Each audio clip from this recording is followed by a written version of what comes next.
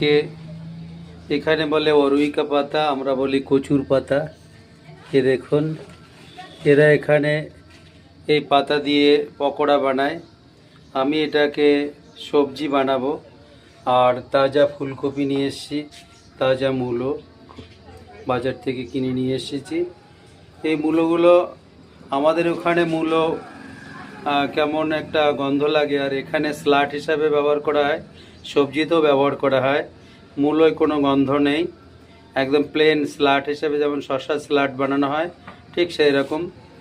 ফুলকপিও দেশি, এখানকার চাষিদেরই।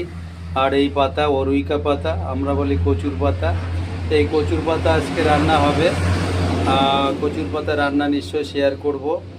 এখানে এরা পকোড়া বানায়, মানে পেঁচি পেঁচি পাতায় মশলা লাগিয়ে পেঁচি পেঁচিয়ে বয়েল করে চাকা চাকা তৈরি করে বেসন দিয়ে এরা পকোড়া বানায়। আমি এটাকে সবজি বানাবো, ডান্ডিও দেব, পাতাও দেব, সবজি বানিয়ে আপনাদের কাছে শেয়ার করব। ফুলকপি আজ আর রান্না হবে না, কালকে হবে।